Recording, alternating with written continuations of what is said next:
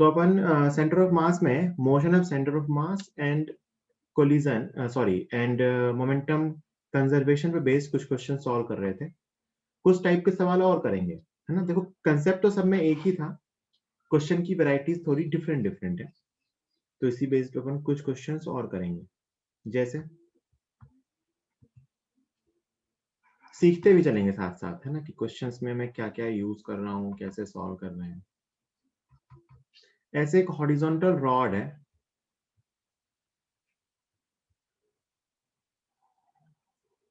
ठीक है, एक हॉरिजॉन्टल रॉड है, smooth horizontal rod, smooth horizontal rod.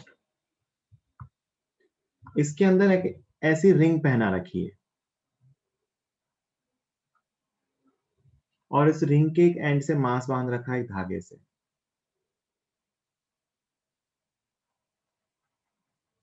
Ring का मास भी m है और इस पार्टिकल का मास भी m है और स्ट्रिंग की लेंथ l है, ठीक है। स्मूथ है, ये एक रिंग है, ये एक रिंग है, ये एक पार्टिकल है, ठीक है, और ये स्ट्रिंग है l लेंथ की।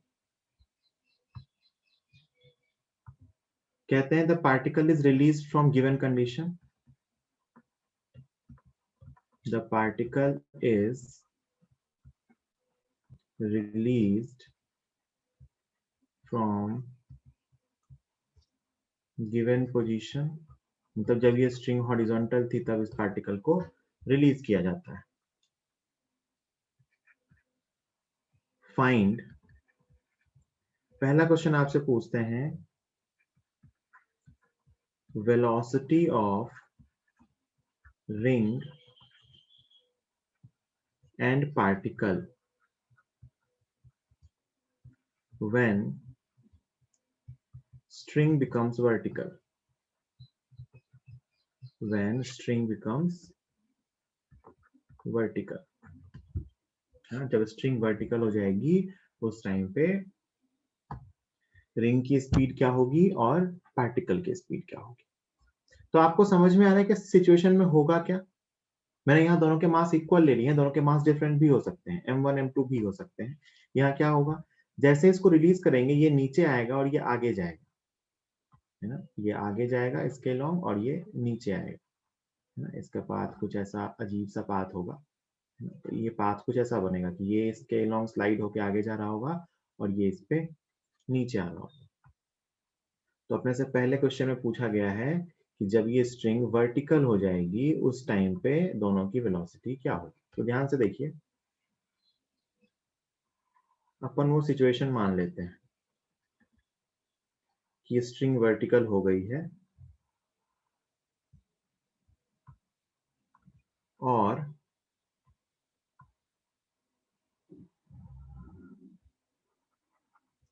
ये रिंग इधर जा रही है कुछ v1 स्पीड से और ये पार्टिकल इस तरफ जा रहा है v2 स्पीड से। जब स्ट्रिंग वर्टिकल होगी तो उस टाइम की सिचुएशन कुछ ऐसी है, मोशन इसके आगे भी होगी, है ना। मोशन आप सोच के देखो तो ये बीच की कहानी है, मोशन इसके आगे भी होगी। इसके आगे क्या होगा, रिंग और आगे जाएगी और ये और पीछे आएगा और ये वापस यहाँ से यहाँ पहुंच जाएगा और ये यहाँ से यहाँ पहुंच जाएगा। मतलब कुछ टाइम बाद ये रिंग कहीं यहाँ पहुंच के रुकेगी और ये पार्टिकल कहीं इस हाइट पे वापस आ जाएगा। मतलब यही सिस्टम इन्वर्ट हो जाएगा, है ना। रिंग यहाँ, पार्टिकल यहाँ, फिर से वो उल्टे में मोशन होगा, इसका ऑसिलेशन हो रहा होगा रिंग का रॉड पे। तो अपने को भी ऑसिलेशन की बात नहीं करनी, अपने को एक बीच की कहानी दे रखी है जब ये v1 v2 से जा रहा हो। क्या इस सबको समझ में आ रहा है क्या हो रहा होगा, कि ऑसिलेट हो रहा होगा, रिंग भी यहाँ से यहाँ तक, ये रिंग की बीच की कहानी है, रिंग भी यहाँ से यहाँ तक कहीं ऑसिलेट हो रही होगी। ये सबको समझ में आ रहा है क्या, फील आ रही है सबको इस बात की। ठीक है, अब सबसे पहले मैं जो बातें पूछता हूँ सब लोग वो बताएंगे, है ना। उसी यस नो पे टिक करके बताएंगे। क्या मैं यहाँ पे हॉरिजॉन्टल में मोमेंटम कंजर्वेशन लगा सकता हूं, क्या मैं यहाँ सिस्टम पे हॉरिजॉन्टल में मोमेंटम कंजर्वेशन लगा सकता हूं, यस और नो। क्या मैं सिस्टम पे हॉरिजॉन्टल में मोमेंटम कंजर्वेशन लगा सकता हूं? सिस्टम में अपना क्या क्या है? रिंग, पार्टिकल, स्ट्रिंग, तीनों। रिंग, पार्टिकल, स्ट्रिंग तीनों सिस्टम में है। क्या मैं इस सिस्टम पे हॉरिजॉन्टल में मोमेंटम कंजर्वेशन लगा सकता हूं? तो जैसे ही मैंने ये क्वेश्चन पूछा तो ये आपके दिमाग में अपने आप आना चाहिए, क्या सिस्टम में हॉरिजॉन्टल में कोई फोर्स है? तो आंसर है नहीं।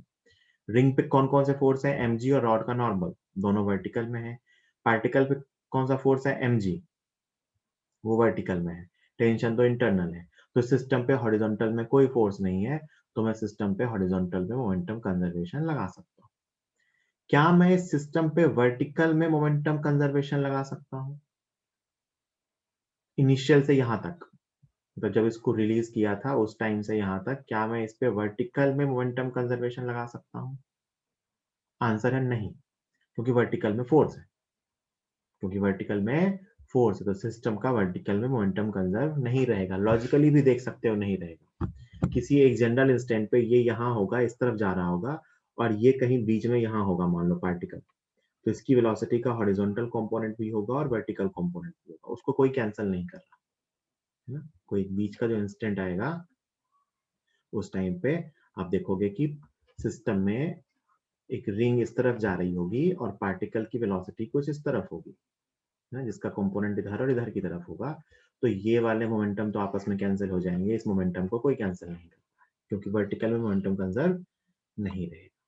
ठीक है भाई, चलो ये काम भी हो गया है ना, कि अपन ये कह सकते हैं कि बिल्कुल श्योर शॉट हॉरिजॉन्टल में मोमेंटम कंजर्वेशन लगा सकते हैं। ठीक,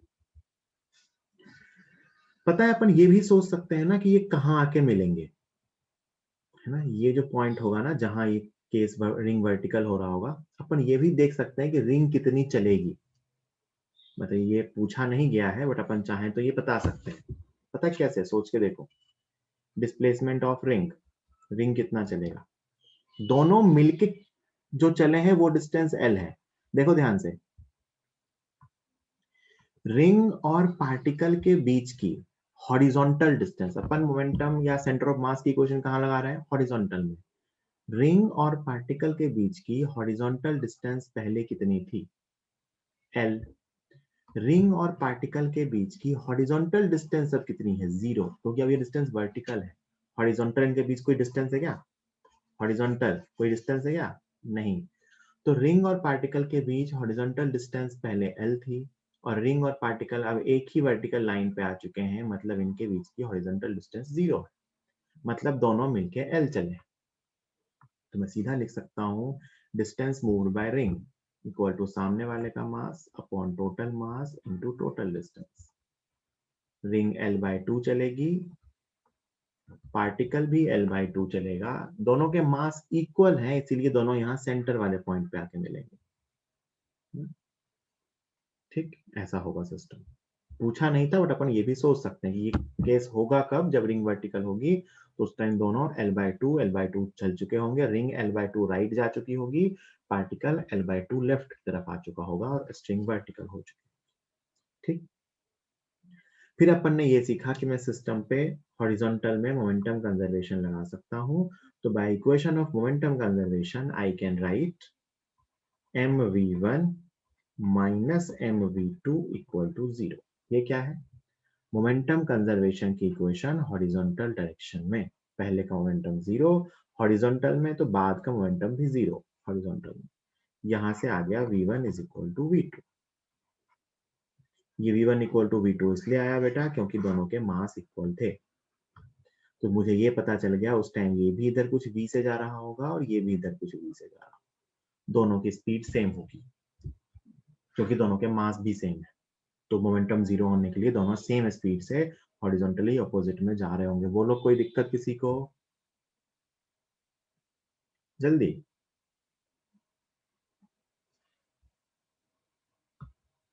ठीक है, ये था अपना सिंपल मोमेंटम कंजर्वेशन। तो बाय यूजिंग मोमेंटम कंजर्वेशन मैंने ये प्रूव कर दिया कि दोनों की स्पीड इक्वल होगी। अब लगाएंगे एनर्जी कंजर्वेशन। क्या इस सिस्टम पे energy conservation, mechanical energy conservation लिख सकते हैं? क्या इस सिस्टम के लिए मैकेनिकल एनर्जी कंजर्वेशन लिख सकते हैं? सोचो। क्या इस सिस्टम के लिए मैकेनिकल एनर्जी कंजर्वेशन लिख सकते हैं?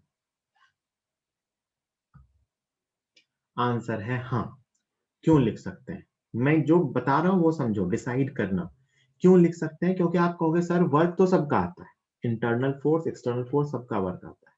तो यहाँ पे फोर्स कौन कौन से हैं? mg, इंटरनल टेंशन, और रॉड का रिंग पे नॉर्मल, है ना।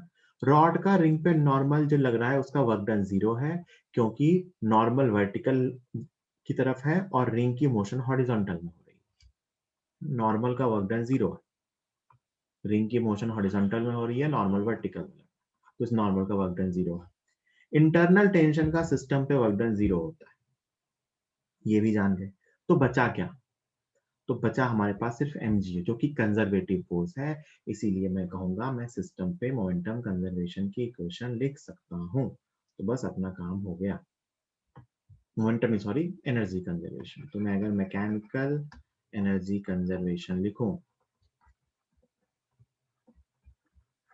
सीधे ऐसे लिख सकते हो, loss in potential energy, loss in potential energy equal to gain in kinetic energy. Ring तो उसी लेवल पे है, पार्टिकल एल नीचे आ गया है, so loss in potential energy is mgl equal to gain in kinetic energy.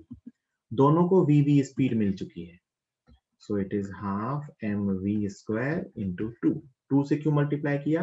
क्योंकि वो रिंग के लिए भी है और वो पार्टिकल के लिए भी, दोनों की काइनेटिक एनर्जी है। 2 से 2 कैंसिल हुआ, m से m कैंसिल हुआ, तो यहाँ से स्पीड की वैल्यू आ रही है under root GL.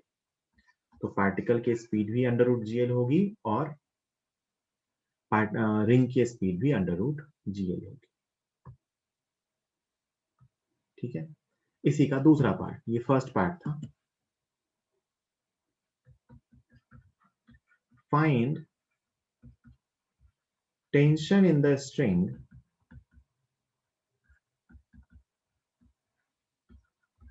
When it is vertical. जब ये स्ट्रिंग वर्टिकल हो चुकी है तो उस टाइम पे स्ट्रिंग में टेंशन क्या होगी? अब एक तो चीज बेटा पता है, इस पार्टिकल की मोशन सर्कुलर नहीं है, क्योंकि सोच के देखिए, ये यहां से चलना स्टार्ट हुई है और कुछ टाइम बाद ये यहाँ होगा तो पार्टिकल यहाँ होगा, ये यहाँ होगा तो पार्टिकल कहीं यहाँ होगा, ये यहाँ है तो पार्टिकल यहाँ है, कुछ ऐसी जिगजैग सी मोशन होगी। आप अगर इस पार्टिकल की मोशन के बारे में सोचोगे ना, तो ये यहाँ पे था, इसकी मोशन कुछ ऐसे हुई है, अजीब सी। पाथ के बारे में भी बात नहीं कर सकते, तो ये मोशन सर्कुलर तो नहीं है। This motion is not circular. क्यों नहीं? आप ऐसे ही सोच सकते हो कि सर्कल का मतलब होता है फिक्स पॉइंट से डिस्टेंस कांस्टेंट हो। आप इस पॉइंट से चाहो तो डिस्टेंस देख लो, इस पॉइंट से डिस्टेंस अभी कितनी है? एल, पहले क्या थी? L/2। तो ये पार्टिकल का पाथ सर्कुलर तो नहीं। ग्राउंड के रिस्पेक्ट, अगर मैं ग्राउंड पे बैठ के देखूं तो पार्टिकल का पाथ सर्कुलर नहीं है ना। तो अब टेंशन कैसे निकालें?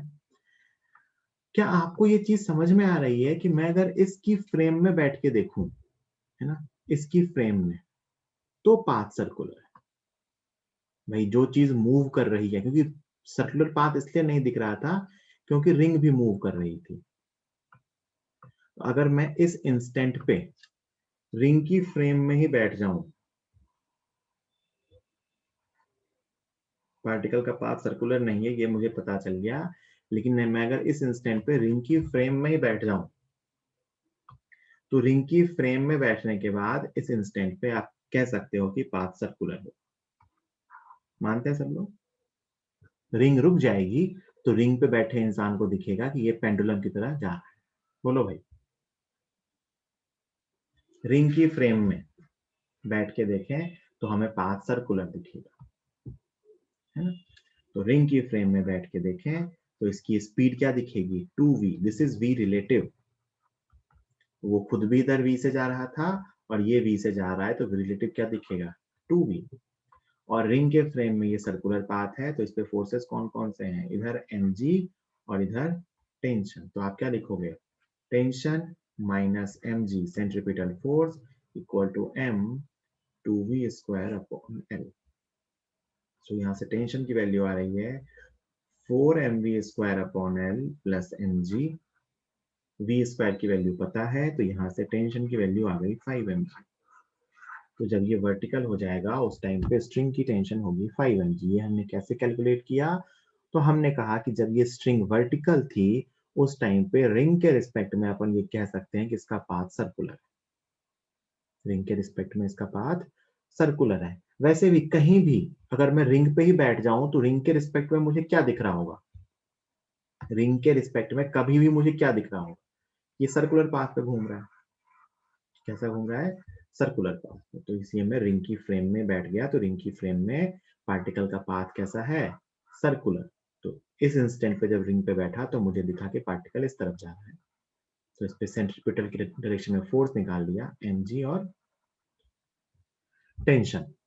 तो दोनों का रिजल्टेंट वही सेंट्रीपिटल फोर्स है equal to mv square upon r। तो वैसे तो इस पार्टिकल का पाथ सर्कुलर नहीं है, लेकिन रिंग की फ्रेम से बैठ के देखेंगे तो पाथ सर्कुलर दिखेगा, क्योंकि रिंग की फ्रेम से दिखेगा कि पार्टिकल बांध दिया और ऑसिलेट हो रहा है। कोई दिक्कत किसी को?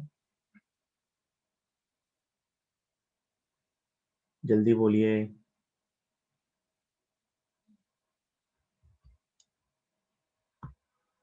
और अब तीसरा क्वेश्चन, इसी में तीनों अच्छे क्वेश्चन है।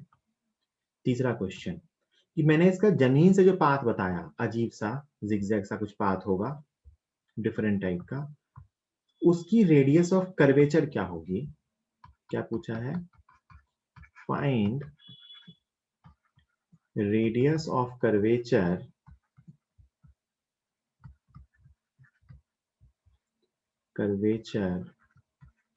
ऑफ इट्स पाथ किसके रिस्पेक्ट में? With respect to ground. Find radius of curvature of its path with respect to ground when it is at lowest point. जब ये लोएस्ट पॉइंट पे है। अच्छा, एक चीज किसी के मन में और आ सकता है कि ये जो हमने टेंशन कैलकुलेट करी है ये तो रिंग की फ्रेम से किया ना, तो ग्राउंड की फ्रेम से टेंशन कैसे आएगी? बेटा जो टेंशन जो फोर्सेस होते हैं ना वो रेफरेंस फ्रेम पे डिपेंड नहीं करते, तो टेंशन आप किसी भी फ्रेम से कैलकुलेट करो सेम आएगी।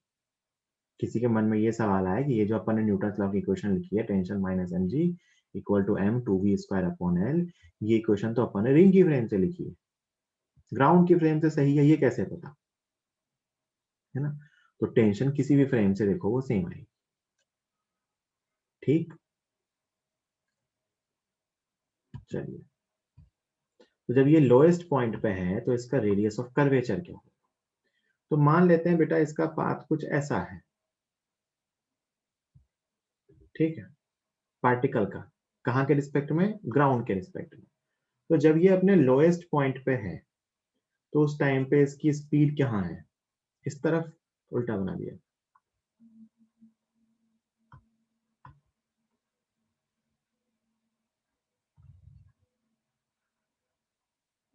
जब ये लोएस्ट पॉइंट पे है तो इसकी speed with respect to ground इस तरफ है। और इस पे फोर्स कौन कौन से हैं? ऊपर की तरफ टेंशन, नीचे की तरफ mg। मानते हो? तो नेट जो सेंट्रीपिटल फोर्स है, सेंट्रीपिटल फोर्स वो कितना है? Tension minus mg। टेंशन की वैल्यू निकाल चुके हैं 5 mg, तो कितना आ गया? 4 mg। तो सेंट्रीपिटल एक्सेलरेशन कितना है? 4g। This is ac।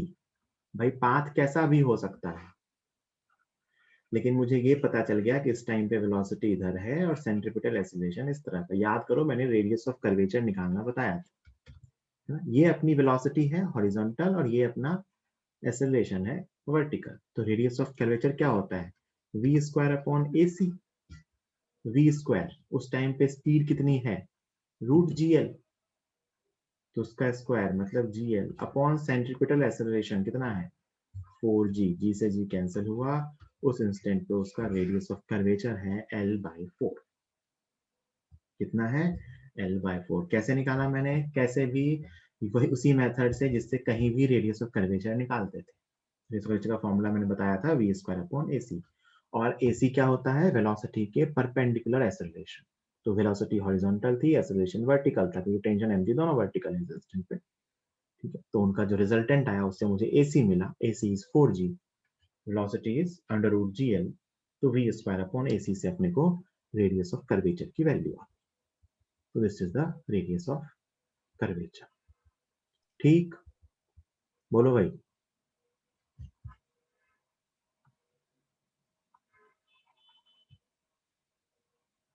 काफी सारे कंसेप्ट मिक्स थे।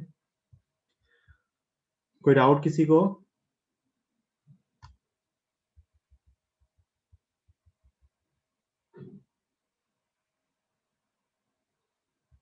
कोई डाउट किसी को?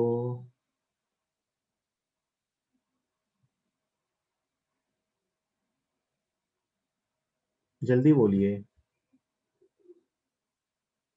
ठीक है, आगे चलते हैं। जिनका छूट गया वो बाद में लिख लेना, है ना। आगे अपन दूसरे सवाल लेते हैं। अपने को आज थोड़े अच्छे अच्छे 2-4 सवाल करने हैं, फिर कंसेप्ट सीखना है। 2 लेक्चर है अपने। चलो नेक्स्ट क्वेश्चन। ऐसा ही एक सिंपल सा क्वेश्चन और है। पहले उसका एक सिंपल पार्ट करेंगे, फिर दूसरा पार्ट करेंगे। ये आपको हर जगह मिल जाएगा बुक्स वुक्स में। ये ट्रायंगुलर वेज है जिसकी हाइट है कुछ h। h is the height of this triangular wedge। ठीक है।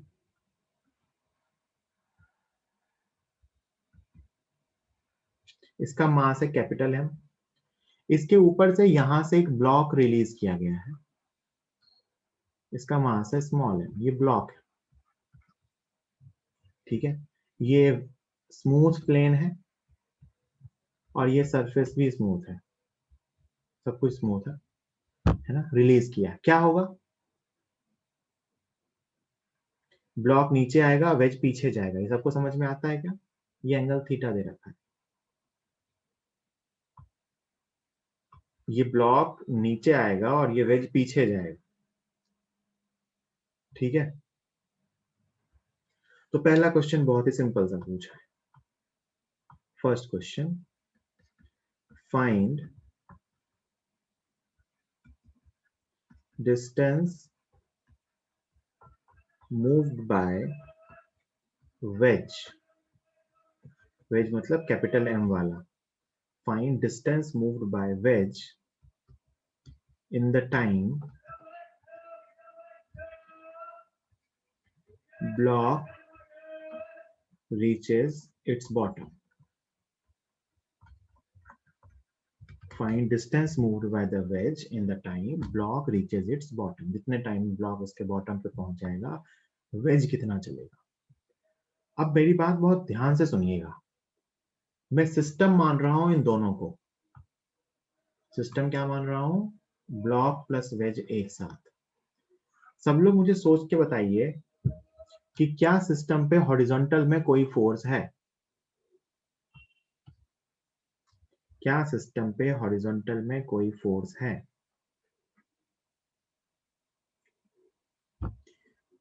ट्रायंगुलर वेज और ब्लॉक के सिस्टम पे क्या हॉरिजॉन्टल में कोई फोर्स है? सिस्टम पे यस नो लिख के बताइए आंसर में, चैट बॉक्स में। क्या सिस्टम पे हॉरिजॉन्टल में कोई फोर्स है? इस सिस्टम पे, ब्लॉक प्लस वेज सिस्टम पे हॉरिजॉन्टल में कोई फोर्स है क्या? नहीं है। इसका मतलब, इसका मतलब ये है कि सेंटर ऑफ मास हॉरिजॉन्टल में मूव ही नहीं करेगा, क्योंकि सिस्टम पहले रुका हुआ था। तो सेंटर ऑफ मास की वेलोसिटी 0, हॉरिजॉन्टल में फोर्स नहीं है, तो सेंटर ऑफ मास हॉरिजॉन्टल में मूव नहीं करेगा। लेकिन सिस्टम पे वर्टिकल में फोर्स है तो सेंटर ऑफ मास वर्टिकल में मूव करेगा। वर्टिकल में फोर्स नीचे है तो सेंटर ऑफ मास नीचे आएगा। आप ऑब्वियस सी बात है, ये ट्रायंगुलर वेज वर्टिकल में तो ऐसा ही रहेगा, आगे जाके भी ये पार्टिकल नीचे आ जाएगा। तो सेंटर ऑफ मास वर्टिकल में तो नीचे आएगा लेकिन हॉरिजॉन्टल में मूव नहीं करेगा। ये लॉजिकल सी बात है। तो बस अपना ये काम तो हो गया कि कुछ टाइम के बाद ये वेज यहां पहुंच चुका होगा और ये पार्टिकल जस्ट यहां पहुंच चुका होगा, ठीक है। तो हमें ये बताना है कि वेज कितना चला, है ना। बड़ी सिंपल सी कहानी है। आप ये बेस लेंथ निकाल सकते हो क्या? ये डिस्टेंस x निकाल सकते हो क्या? तो बिल्कुल। कैसे निकालोगे? तो आप लिखोगे tan theta is equal to h by x So x is equal to h upon tan theta, that is h cot theta. ये x है, वो बेस लेंथ कितनी है। अब मैं आपसे कहूं कि हॉरिजॉन्टल में, है ना, दोनों मिलके कितना चले तो वो डिस्टेंस x है। यही वो डिस्टेंस है जो दोनों मिलके हॉरिजॉन्टल में चले। भाई ये यहां से इधर आ गया और ये यहां से इधर आ गया। आप ऐसा सोच के देखो, ये यहां से स्लाइड होके, ब्लॉक जो है स्लाइड होके इसके ऊपर यहां से यहां आ गया, तो ये तो इंक्लाइन वाली लेंथ है, तो हॉरिजॉन्टल डिस्टेंस क्या चला उसके रिस्पेक्ट में, x। तो ब्लॉक उसके रिस्पेक्ट में हॉरिजॉन्टल में चला x, या मैं कहूं तो दोनों मिलके हॉरिजॉन्टल में x चले। तो distance moved by wedge equal to सामने वाले का mass upon total mass into horizontal distance. ये रहा आंसर। सामने वाले का mass upon total mass into x relative मान लो इसको, दोनों मिलके रिस्पेक्ट में कितना चले, और x की वैल्यू हम जानते हैं। तो आंसर आ गया mh cot theta upon m plus m। mh cot theta upon m plus m, distance moved by the wedge in the time block reaches its bottom। भाई दोनों मिलके चले ये बेस लेंथ के बराबर, क्योंकि सोच के देखिए ना, पहले ये यहां था इस इस हाइट, इस x डिस्टेंस पे, अब ये यहां पहुंच चुका है, तो दोनों मिलके हॉरिजॉन्टल में कितना चले, x। और दो पार्टिकल सिस्टम अगर रेस्ट पे होता तो अपन ऐसे ही निकालते थे, distance moved by m is equal to सामने वाले का mass upon total mass into x। तो इसे अपन सीधा बता सकते हैं कि दोनों मिलके कितना चले होंगे। कोई दिक्कत किसी को? x का m आ गया, उसका भी निकाल सकते हैं, जनरली वेज का ही पूछता है। कोई दिक्कत किसी को?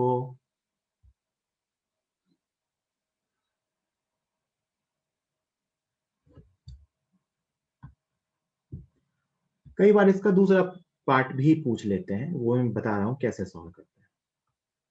दूसरा पार्ट, इसका दूसरा पार्ट पूछते हैं, find speed of veg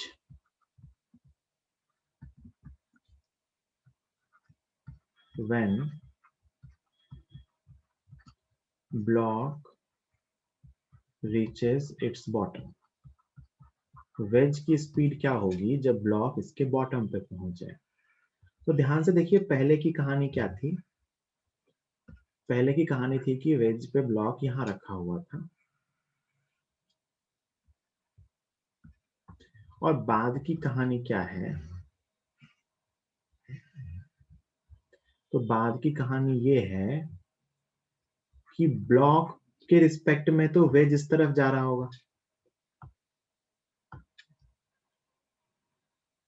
u speed से, और वेज खुद इस तरफ जा रहा होगा v स्पीड से। तो वेज इधर भी जा रहा होगा और ब्लॉक इधर भी जा रहा होगा, है ना। वेज इधर v से जा रहा है, ये वेज की वेलोसिटी है, और ये ब्लॉक की वेलोसिटी है, पैरेलल में ये और हॉरिजॉन्टल में ये। ऐसा क्यों दिखेगा? क्योंकि सोच के अगर देखिए तो वेज पे बैठे आदमी को क्या दिखा कि ब्लॉक इधर जा रहा है। ये किसको दिखा? वेज पे बैठे आदमी को। तो वेज पे बैठे आदमी को दिखा ये u क्या है, velocity of block with respect to wedge, जो कि इंक्लाइन प्लेन के पैरेलल होगा, ठीक है।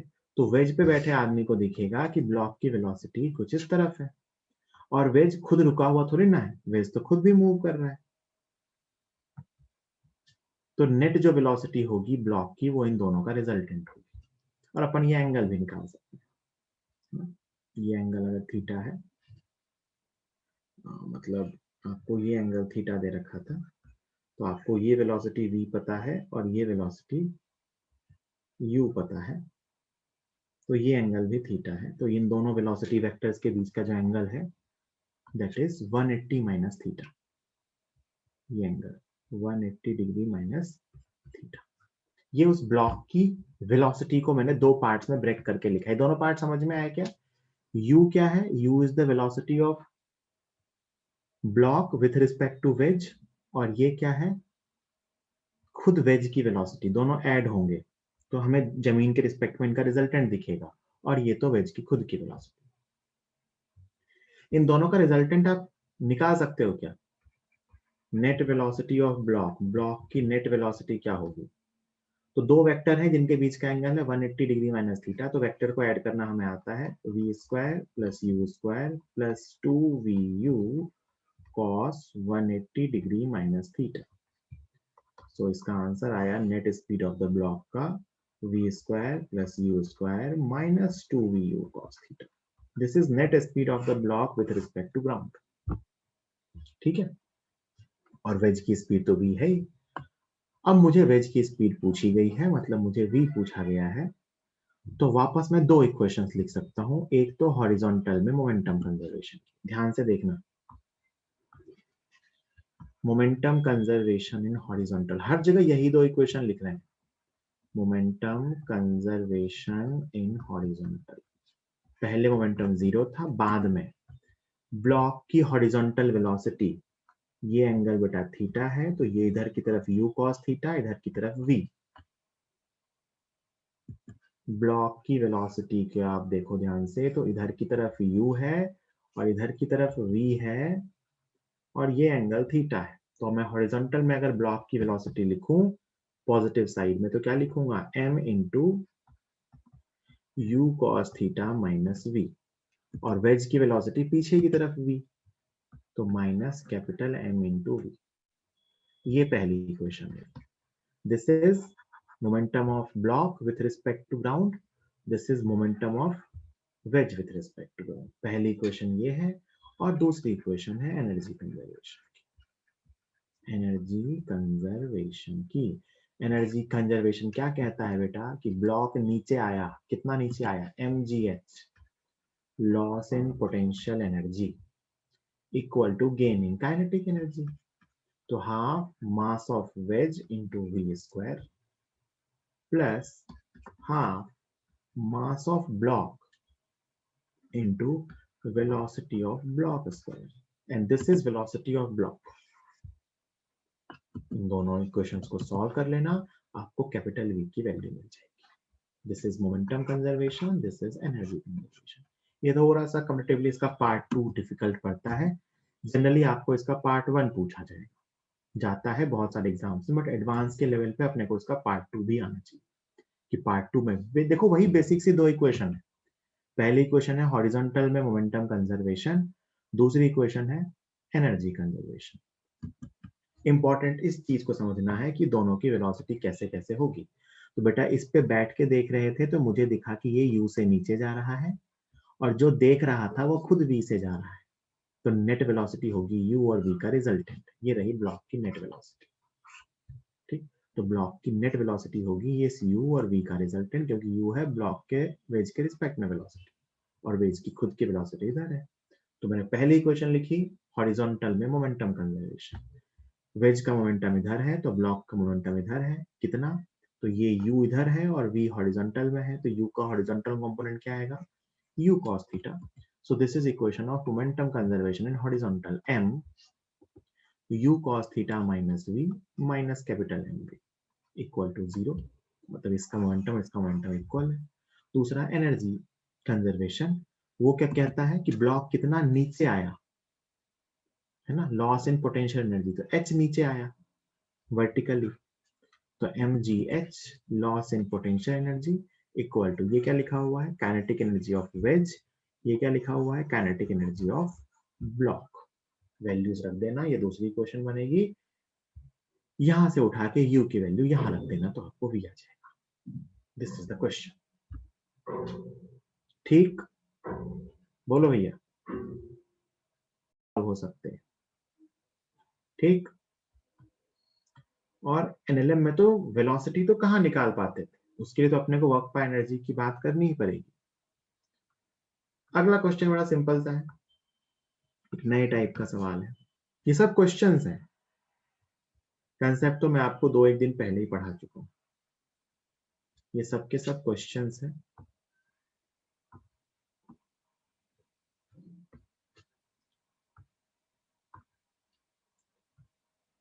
Questions based on motion of centre of mass and linear momentum conservation.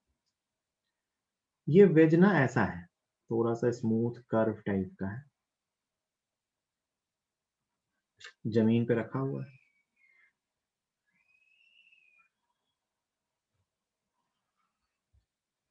है ना। इसका मास कुछ m है ना। स्मूथ वेज है ये, क्या है, स्मूथ वेज। और इधर से एक ब्लॉक आता है, ये भी रेस्ट पे। इधर से एक ब्लॉक आता है m मास का u स्पीड से इस वेज की तरफ। ये जमीन भी स्मूथ है, ठीक है। तो क्या होगा, ये ब्लॉक आएगा और इस वेज को ऐसा वेज पे आगे की तरफ चढ़ना स्टार्ट करेगा। तो एक तरह से ब्लॉक वेज को धक्का भी देगा, तो ये ब्लॉक ऊपर जाता जाएगा और वेज को आगे धक्का भी देगा। तो अपने को ये बताना है कि ब्लॉक इस वेज पे मैक्सिमम कितनी हाइट तक ऊपर जा सकता है। ये सबको समझ में आ रहा है कि ब्लॉक वेज को आगे धक्का देगा, ये ब्लॉक वेज को आगे धक्का देगा।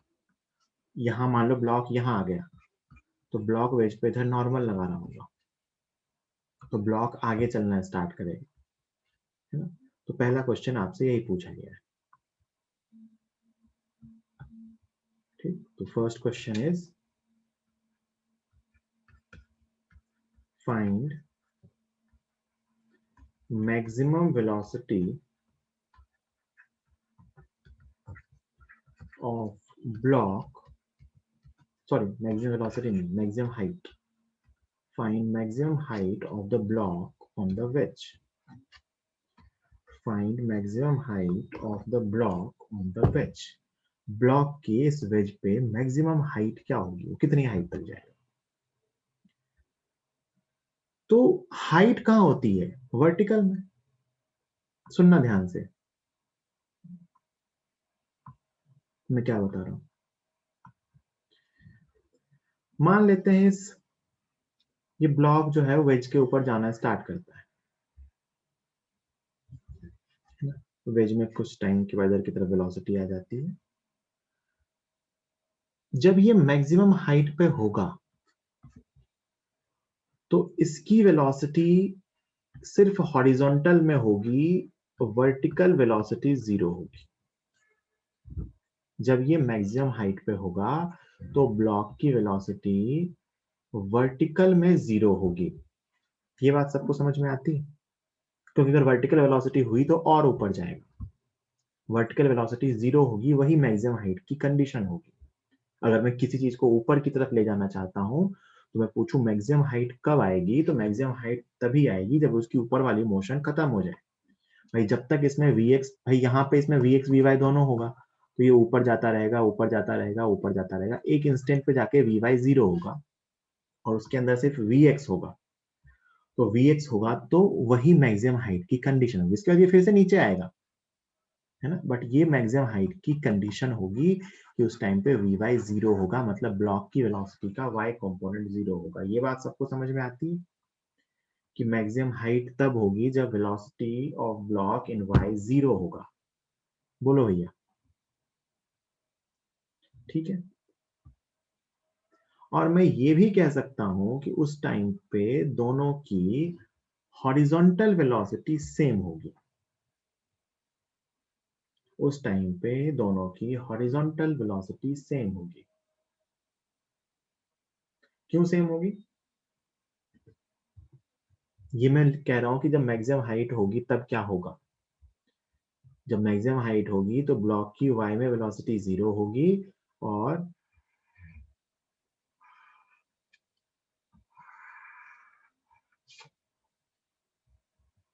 दोनों की हॉरिजॉन्टल वेलोसिटी सेम होगी।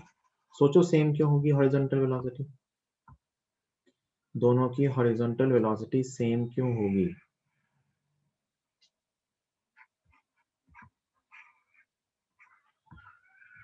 जल्दी बताइए, दोनों की हॉरिजॉन्टल वेलोसिटी सेम क्यों होगी। बिल्कुल, वेज कंस्ट्रेंट। दोनों के बीच रेगुलर कांटेक्ट है, दोनों के बीच रेगुलर कांटेक्ट है, तो दोनों की अगर हॉरिजॉन्टल वेलोसिटी सेम नहीं होगी तो इसके लॉन्ग कंपोनेंट भी सेम नहीं आएगा। वर्टिकल में तो इसकी वेलोसिटी बची ही नहीं, दोनों साथ साथ जा रहे हैं, है ना। सोच के देखो, ये दोनों हमेशा रेगुलर कांटेक्ट में रहेंगे तो दोनों की हॉरिजॉन्टल वेलोसिटी हमेशा सेम रहेगी। दोनों की हॉरिजॉन्टल वेलोसिटी हमेशा से, ये इस इंस्टेंट पे तो अपन कहेंगे दोनों की हॉरिजॉन्टल वेलोसिटी सेम है, क्योंकि ये जो कॉमन नॉर्मल होगा इसके अलोंग दोनों की वेलोसिटी का कंपोनेंट सेम आना चाहिए। हमेशा नहीं कह सकते, इस इंस्टेंट पे जब vy 0 हो गया, जब vy 0 हो गया तो ये जो कॉमन नॉर्मल होगा इसके अलोंग दोनों की वेलोसिटी सेम आनी चाहिए। और दोनों की वेलोसिटी सेम तभी आएगी जब दोनों की एंगल तो सेम ही है, जब दोनों की वेलोसिटी भी सेम।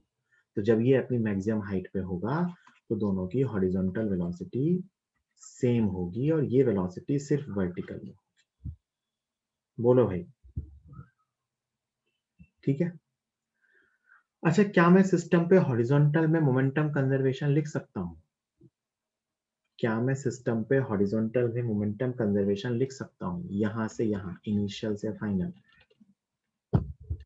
बताइए, क्या मैं इनिशियल से फाइनल सिस्टम पे हॉरिजॉन्टल में मोमेंटम कंजर्वेशन लिख सकता हूँ? हाँ, क्योंकि सिस्टम पे कोई फोर्स ही नहीं है हॉरिजॉन्टल में, तो बस यही लिखना है। देखो, इक्वेशन तो वही दो लिखनी है, मोमेंटम और एनर्जी की। तो मैं मोमेंटम कंजर्वेशन लिख रहा हूँ, मोमेंटम कंजर्वेशन। तो क्या लिखूंगा इक्वेशन? m इंटू यू, पहले का मोमेंटम बाद का मोमेंटम, दोनों की स्पीड भी सेम और दोनों की वेलोसिटी भी सेम। तो m into v x plus n into v x. तो यहां से आ गया v x is equal to u by two, दोनों की स्पीड आधी आधी हो जाएगी यू एक्स की। और अब मैं लिख रहा हूँ बेटा एनर्जी कंजर्वेशन, एनर्जी कंजर्वेशन। तो पोटेंशियल एनर्जी इंक्रीज हुई। पहले अगर मैं मानो कि सिस्टम ग्राउंड लेवल पे था या ब्लॉक ग्राउंड लेवल पे था तो कोई पोटेंशियल एनर्जी नहीं थी, अब वो एच ऊपर चला गया। तो ये जो एम जी एच आया, ये कहां से आया होगा? तो काइनेटिक एनर्जी के लॉस से। तो half M you square initial kinetic energy minus final kinetic energy, तो half M V X square into two. ये मैंने राइट साइड लिखा है बेटा लॉस इन काइनेटिक एनर्जी। क्या लिखा है? Loss in kinetic energy equal to gain in potential energy. M से एम कैंसिल हो जाएगा, so G H is equal to you square by two minus वो टू से टू कैंसिल हुआ, बचा वी एक्स स्क्वायर मतलब यू स्क्वायर बाय 4। तो यहाँ h की वैल्यू आ रही है U square upon 4। This is the maximum height up to which the block will reach the wedge।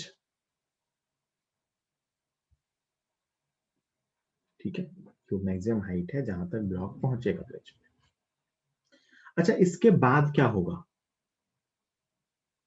इसके बाद क्या होगा? ब्लॉक फिर से नीचे आएगा इसके रिस्पेक्ट में। वेज पे बैठे आदमी को दिखेगा ब्लॉक अब नीचे जा रहा है, लेकिन वेज की स्पीड और भी इंक्रीज होगी। बात समझ में आती है? वेज की स्पीड और भी इंक्रीज होगी।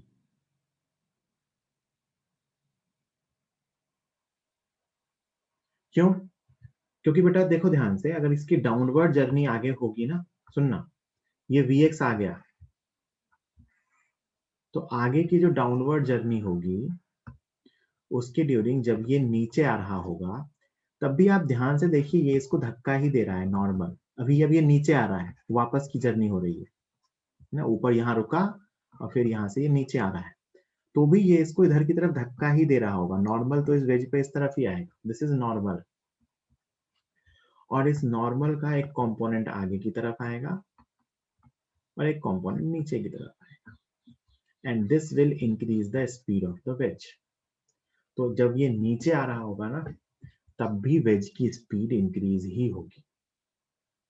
जब ये ऊपर जा रहा था तब भी वेज की स्पीड इंक्रीज होगी, जब ये नीचे आ रहा था तब भी वेज की स्पीड इंक्रीज होगी, कंटिन्यूअसली इंक्रीज होगी। और फाइनली क्या होगा पता है? Finally finally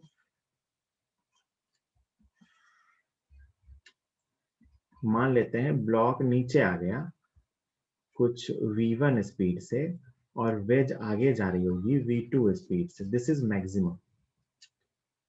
veg block wedge से नीचे आ गया v1 स्पीड से और ये आगे जा रहा है, ये v2 मैक्सिमम होगा। ये सबको समझ में आ रहा है क्यों v2 मैक्सिमम होगा?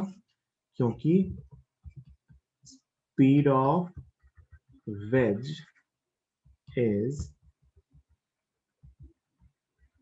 कंटिन्यूअसली इंक्रीजिंग, कंटिन्यूअसली इंक्रीज हो रहा है।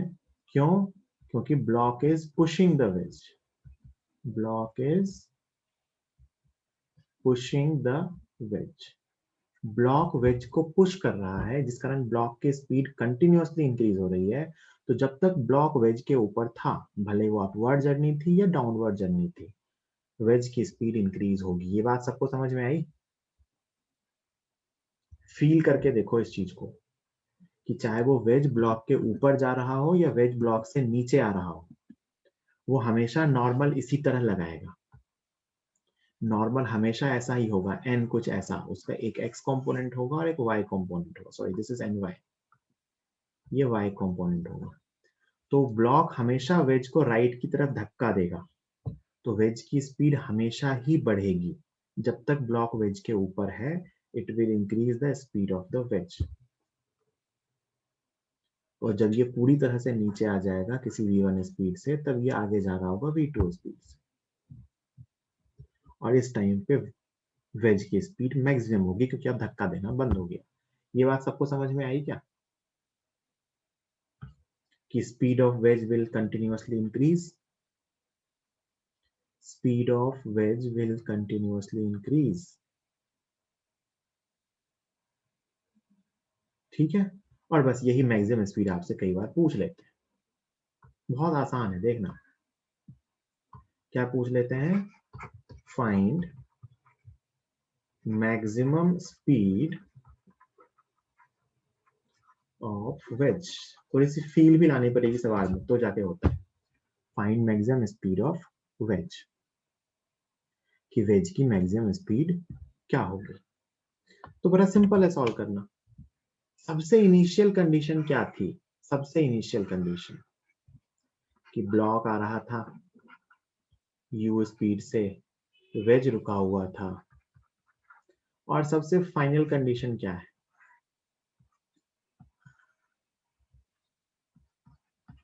कि ब्लॉक की स्पीड इधर की तरफ मान लेते हैं कुछ v1, और वेज की स्पीड इधर की तरफ मान लेते हैं कुछ v2, है ना? यही माना है अपन ने।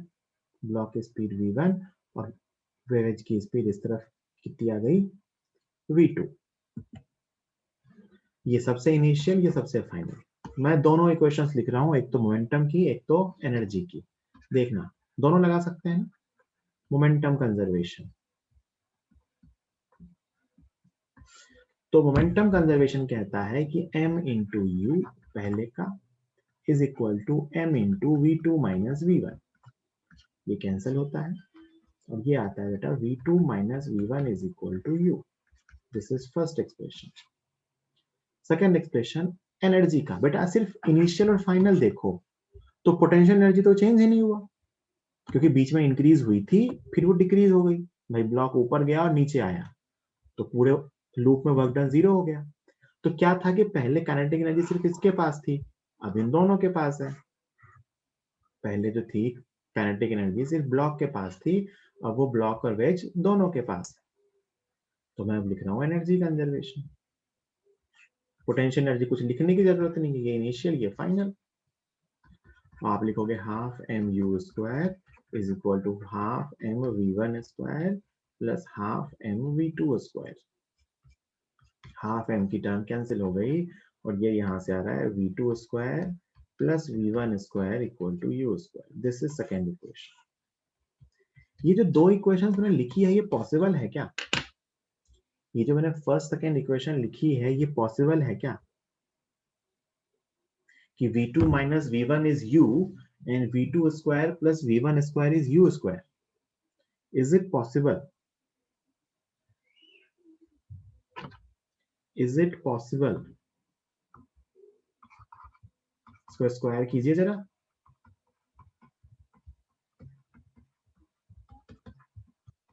इज इट पॉसिबल कि दोनों इक्वल हो जाए?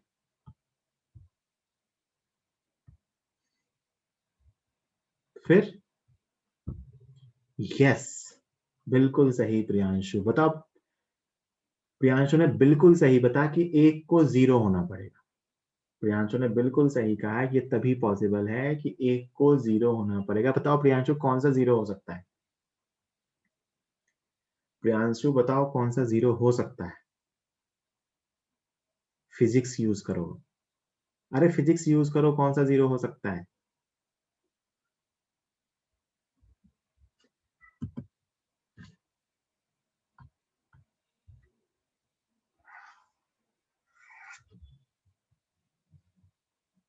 फिजिक्स यूज करो, कौन सा 0 हो सकता है? V1।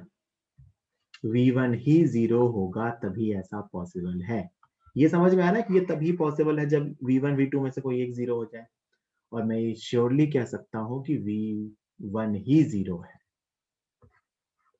मैं ये श्योरली कह सकता हूं कि V1 ही 0 है, क्योंकि V2 कंटिन्यूअसली इंक्रीज हो रहा है।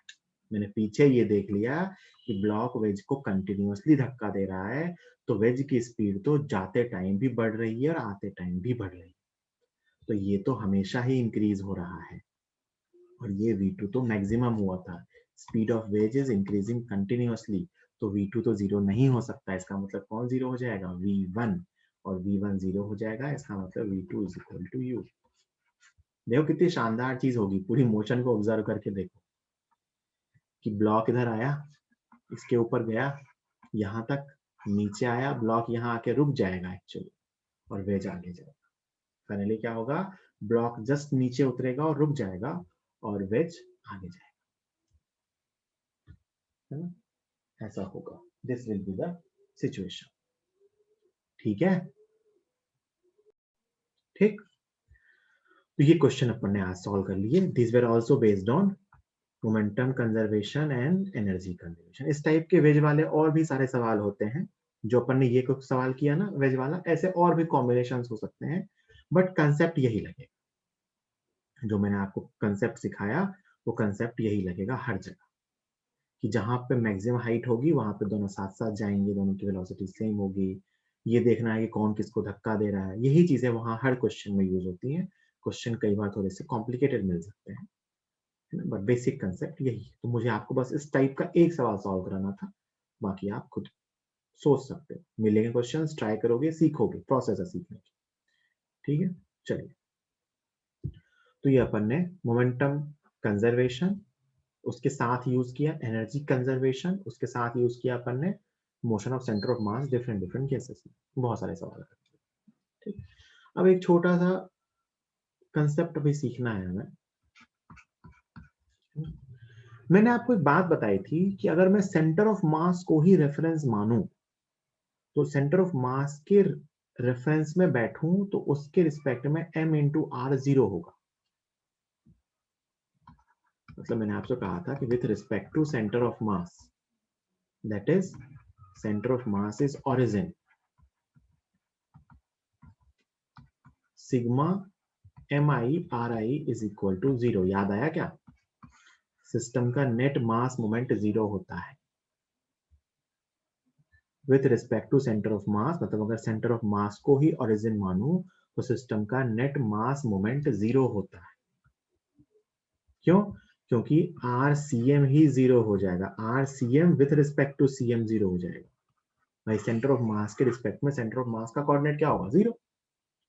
तो सेंटर ऑफ मास की फ्रेम से बैठ के देखूं तो m इंटू आर का सम 0 होता है। इसको एक बार डिफ्रेंशिएट करो,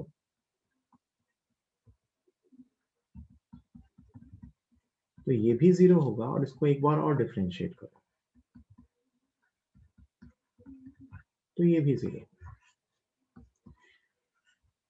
है ना। आर को डिफ्रेंशिएट करें सारे पार्टिकल के लिए तो हर पार्टिकल की v आएगी, और आर को v को डिफ्रेंशिएट करें हर पार्टिकल के लिए तो हर पार्टिकल का a आएगा। ये क्या लिखा हुआ है? Total momentum of a system. तो in centre of mass frame, centre of mass की फ्रेम से total momentum of a system is 0। मतलब अगर एक ऑब्जर्वर सेंटर ऑफ मास की फ्रेम में बैठा हो तो उसके लिए पूरे सिस्टम का मोमेंटम क्या आएगा, 0। और ये क्या है, net force on the system. तो क्योंकि भाई हम जानते हैं कि net external force equal to mass into centre of mass का एक्सेलरेशन। तो अगर मैं लिखूं कि इस acceleration of centre of mass with respect to centre of mass क्या है, तो 0। तो मैं कह सकता हूं कि सेंटर ऑफ मास के फ्रेम में सिस्टम का एक्सेलरेशन 0 है। इसका मतलब in centre of mass frame total force external वो भी ऑन सिस्टम इज 0। सिस्टम पे टोटल फोर्स क्या होता है, 0। किसकी फ्रेम में, सेंटर ऑफ मास की फ्रेम में। अब आप बोलोगे सर सेंटर ऑफ फोर्स तो रेफरेंस फ्रेम पे डिपेंड नहीं करता, तो यहां मतलब है including pseudo force, including pseudo force, है ना। अगर हम सेंटर ऑफ मास की फ्रेम में बैठ के देखें और सेंटर ऑफ मास का फ्रेम एक्सेलरेटेड है तो ऑब्वियस सी बात है सिस्टम पे फोर्स आ रहा होगा, मतलब सॉरी अपने सेंटर ऑफ मास का एक्सेलरेशन होगा। सेंटर ऑफ मास का एक्सेलरेशन होने का मतलब है कि सूडो फोर्स भी होगा। तो आप अगर सेंटर ऑफ मास की फ्रेम में बैठ करके डिफरेंट डिफरेंट पार्टिकल्स पे सारे फोर्स लिख दो और उन सारे फोर्सेस का सम करो तो 0 आएगा। और अगर सेंटर ऑफ मास की फ्रेम में बैठ के डिफरेंट डिफरेंट पार्टिकल का मोमेंटम लिखो तो वो भी 0 आएगा। तो सेंटर ऑफ मास की फ्रेम में सिस्टम का टोटल मोमेंटम 0 होता है। सेंटर ऑफ मास की फ्रेम से एक सिस्टम पे टोटल एक्सटर्नल फोर्स 0 होता है इंक्लूडिंग सूडो फोर्स। इस बात में कोई दिक्कत किसी को, इस बात में कोई दिक्कत किसी को?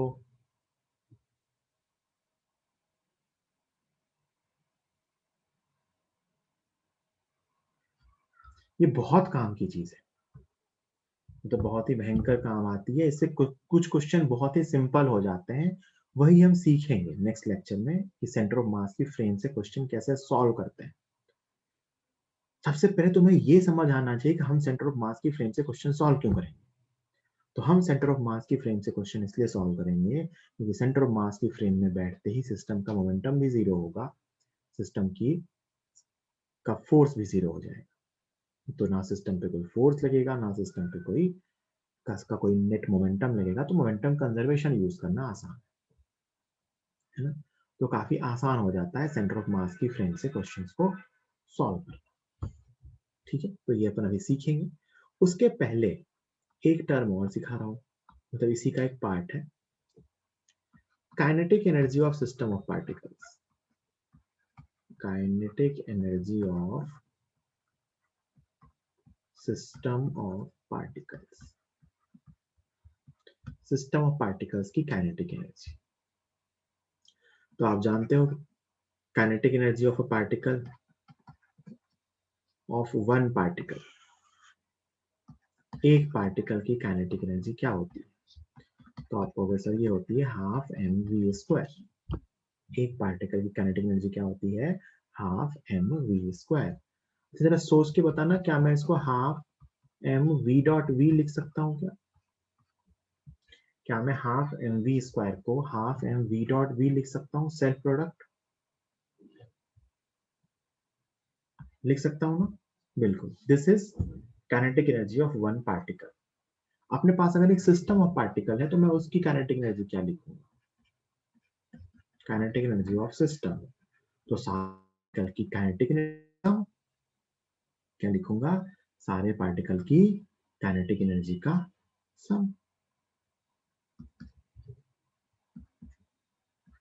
Half M we dot we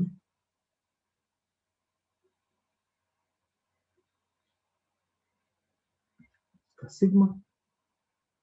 ये एम आई, ये वी आई, ये वी आई है।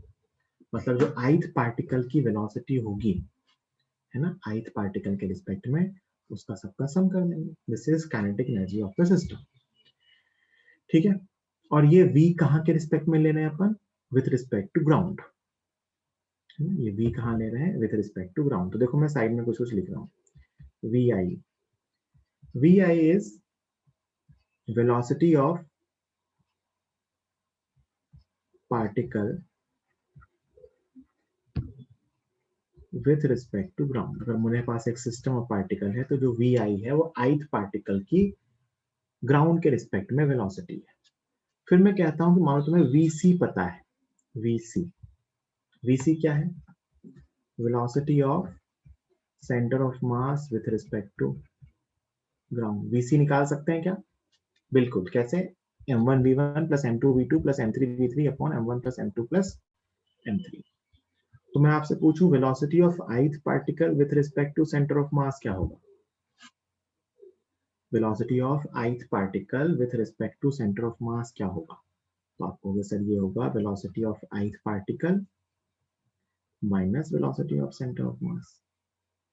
क्या होगा? Velocity of ith particle minus velocity of center of mass. Velocity of A with respect to B equal to velocity of A minus velocity of B. ये क्या लिखा हुआ है?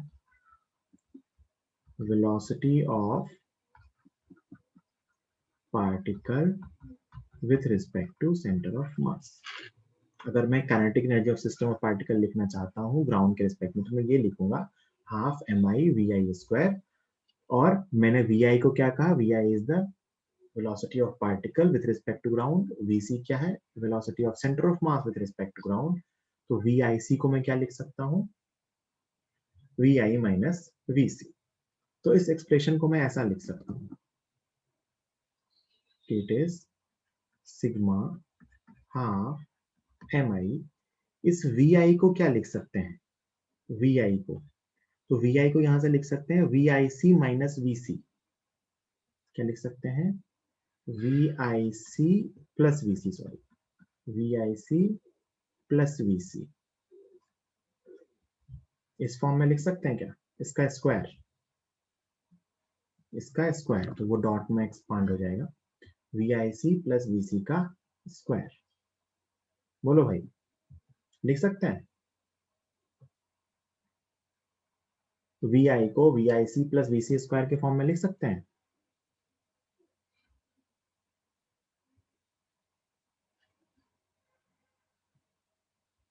लिख सकते हैं ना? ठीक है। और उसको मैं vic डॉट vc के फॉर्म में भी, डॉट के फॉर्म में भी लिख सकता हूँ ओपन करके। अच्छा, इसको ओपन करके लिख देते हैं, देखना ध्यान से। हाँ mi, इस a प्लस बी के होल स्क्वायर से इसको ओपन करिए। ये बनेगा vic स्क्वायर, मतलब ये बनेगा vic डॉट vic। ये बनेगा vc स्क्वायर मतलब vc dot vc plus 2 vic dot vc। ये बनेगा ओपन होके। मैंने क्या किया ये देखो, मैंने ये लिखा बेटा, देखना यहाँ v1 vector plus v2 vector का whole square is equal to, इसको मैंने ऐसा ओपन किया है a square plus b square plus 2ab, ऐसा लिखा है। और ये बन गया अपना a स्क्वायर सेल्फ प्रोडक्ट, ये बन गया अपना b स्क्वायर और ये बन गया अपना 2v1 डॉट v2। ऐसा बना v1 square plus v2 square plus 2v1 v2, वही किया है मैंने।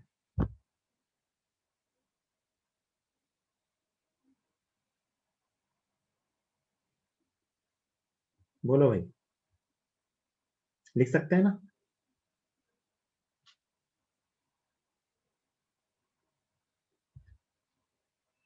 ठीक है, तो बस इसी को ओपन करना है। ये डेरिवेशन ऐसा बहुत काम का नहीं है, बस मैं आपको डेराइव करके दिखा रहा हूँ ये क्या बन रहा है।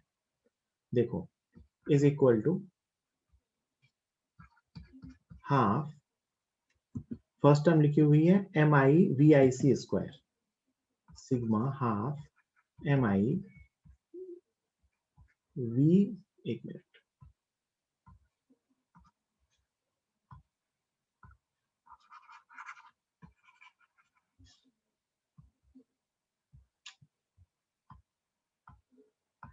फर्स्ट टर्म लिखी हुई है half mi v of ith particle c square, इसका सिग्मा प्लस, ये साइड में एक्स्ट्रा है ना, plus half mi vc square, इसका सिग्मा, और प्लस थर्ड लिखा हुआ है 2vic डॉट vc।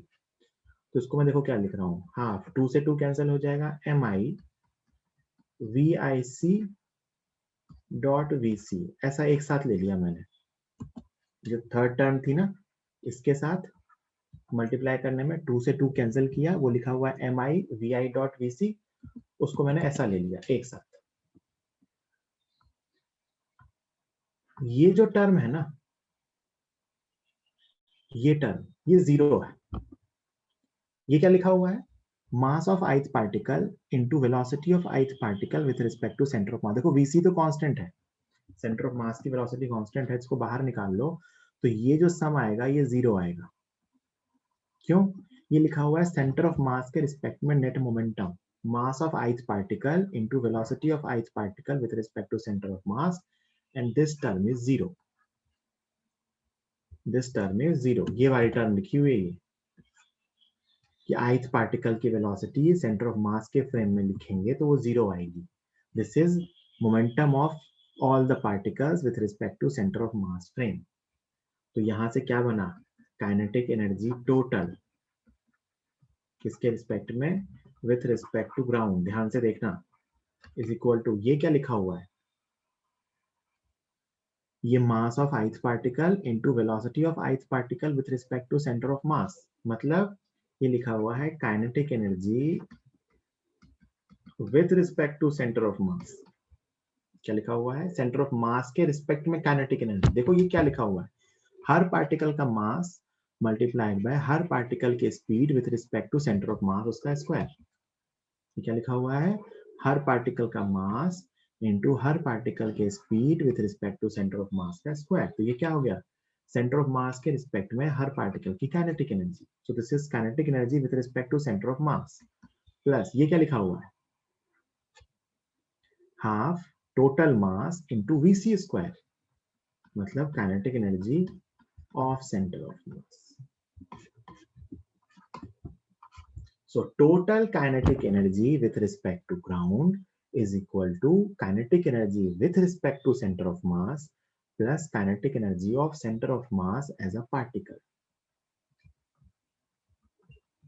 ये बहुत ही काम का एक्सप्रेशन है, थोड़ा इस चैप्टर में काम आएगा, थोड़ा आगे भी काम आएगा। एक सिस्टम की जो टोटल काइनेटिक एनर्जी होती है उसको मैं क्या लिख सकता हूं कि सेंटर ऑफ मास के रिस्पेक्ट में total kinetic energy plus centre of मास को रेफरेंस और सेंटर ऑफ मास को एक पार्टिकल मानते हुए सेंटर ऑफ मास की काइनेटिक एनर्जी। ये दो टर्म्स हैं, ये क्या है, सेंटर ऑफ मास के रिस्पेक्ट में सिस्टम की काइनेटिक एनर्जी प्लस ये क्या है, सेंटर ऑफ मास की kinetic energy. Centre of mass के रिस्पेक्ट में सिस्टम की काइनेटिक एनर्जी कैसे निकालेंगे, हर पार्टिकल का मास इनटू हर पार्टिकल की speed with respect to centre of mass. और सिस्टम की काइनेटिक एनर्जी कैसे निकालेंगे, तो सेंटर ऑफ मास की half into mass of the system into velocity of centre of mass का स्क्वायर। इसको भी और एग्जांपल लेके मैं समझाऊंगा और इस पे बेस्ड कुछ क्वेश्चंस भी करेंगे। ये इसका प्रूफ था, ठीक है। Thank you.